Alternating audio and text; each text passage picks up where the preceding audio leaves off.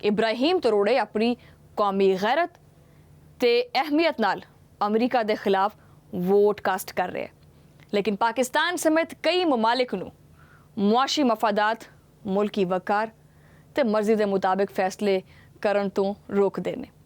اگر اسی اگے نکلنا ہے تو پھر ابراہیم تروڑے دی طرح ملکی مفادات دے مطابق وڈے وڈے فیصلے کرنے ہون گے، تاکہ ملکی مفادات وچ فیصلے کرن تو پہلے معاشی مجبوریاں ساڑے سامنے نہ آن۔ جڑی اس ٹائم خطے دے وچ ایک اگ لگی ہوئی ہے، ادو تے گل کران گے کہ سر مینوں سب تو پہلے تو یہ دسیو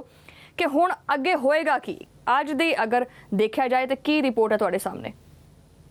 ہونے والا یہ ہے کہ اس ٹائم پہ جو آبنائے ہرمز ہے اس کو بند کیا گیا ہے، اور ایران کی پارلیمان نے باقاعدہ یعنی کہ ایک جمہوری فیصلے کے ذریعے اس کو بند کرنے کا حکم دیا گیا ہے۔ اب دیکھنا یہ ہے کہ آبنائے ہرمز اگر بند ہوتی ہے تو چین جس کا انحصار جو ہے پیٹرولیم کے اوپر، وہ سارا کا سارا ایران کے ساتھ ہے، اور چین دنیا میں سب سے زیادہ تیل استعمال کرنے والا ملک ہے۔ اس کے پاس تقریباً 80% تیل جو ہے وہ آتا ہے چائنا کے ذریعے، جو ایران کے ذریعے۔ اب چین جو ہے وہ 80% تیل جو ہے وہ اپنا ضائع تو نہیں کر سکتا، ظاہر ہے اس کی کھپت چاہیے ہے، اس کو ضرورت ہے، اپنا جو ترسیل کا سلسلہ ہے اس کو روک نہیں سکتا۔ دنیا میں دوسری جانب 30% تیل اور 50% گیس کے جو تجارت ہے وہ اس خطے سے آبنائے ہرمز کے ذریعے ہو رہی ہے۔ روس یوکرین کانفلکٹ کے بعد جو ہے صورتحال ایسی بن گئی جس کے اندر روس کے ساتھ جو تیل خرید رہے تھے ممالک، انہوں نے وہ اپنے معاہدات ختم کیے اور ان کا انحصار عرب دنیا کے تیل کے اوپر زیادہ رہا۔ نتیجہ یہ نکلا کہ اس ٹائم پہ عرب دنیا کا جو معاملات ہیں وہ آپ کے سامنے ہیں، وہاں آبنائے ہرمز بند ہوتی ہے تو مجبوراً چین اور روس کو اپنا کردار ادا کرنا پڑے گا، یہ ان کی مجبوری بن جائے گا۔ اچھا چین، میں سوری ٹو کٹ یو، لیکن یہ دسو کہ ہجے تک ایران والوں جڑا نا کوئی آفیشلی اسٹیٹمنٹ نہیں آیا، یہ آسے پاسے کیا سرائیاں چل رہی نے کہ اگر یہ اسٹیٹ آف ہارمز بند ہویا تو چین جڑا نا وہ مداخلت کرے گا؟ تو انہوں لگتا ہے کہ یہ اسٹیٹ آف ہارمز بند کیتا جائے گا ایران والوں ویسے؟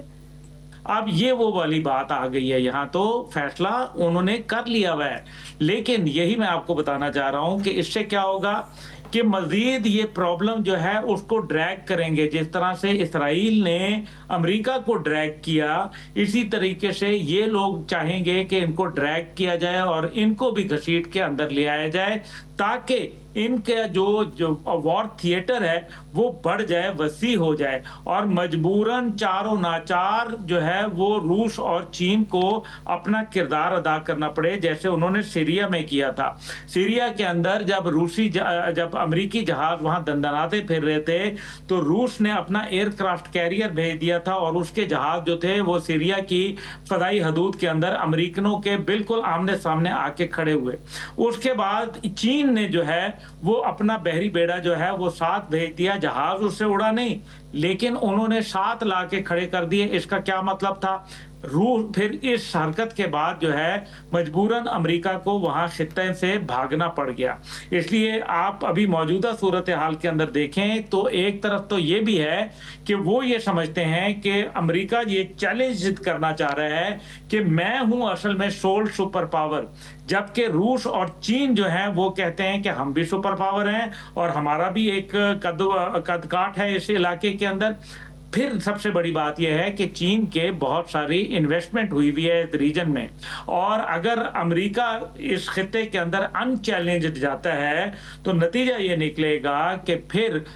چین اور روس کا کوئی نام لیوا بھی نہیں ہوگا، اور نہ ہی وہ تجارت وہاں کر پائیں گے۔ اس لیے ان کی مجبوری ہے کہ وہ اس کے اندر اگر عملاً نہیں تو اگر براہ راست نہیں تو پھر خفیہ طریقے سے مدد کریں گے، جیسے کہ ابھی واخان کوریڈور کے اوپر 2 دن پہلے چین کے جہاز جو ٹرانسپورٹ جہاز تھے وہ آئے اور اس کے بعد وہ اسٹیلتھ موڈ ہو گئے، وہ غائب ہو گئے۔ وہ کہاں پہنچے، کس طرح پہنچے، یہ بات ایک آپ کو جلد پتہ چل جائے گی۔ اس کے بعد آپ دیکھ لیں کہ روس جو ہے اس نے ابھی پرسوں جو بیان دیا تھا، اس نے کہا کہ اگر امریکہ کودے گا جنگ میں تو پھر روس جو ہے وہ پیچھے نہیں ہٹے گا۔ اس لیے ان باتوں کو سامنے رکھتے ہوئے یہ کہا جا سکتا ہے کہ مجبوری ہے روس اور چین کی امریکہ کی اتھارٹی کو چیلنج کرنا۔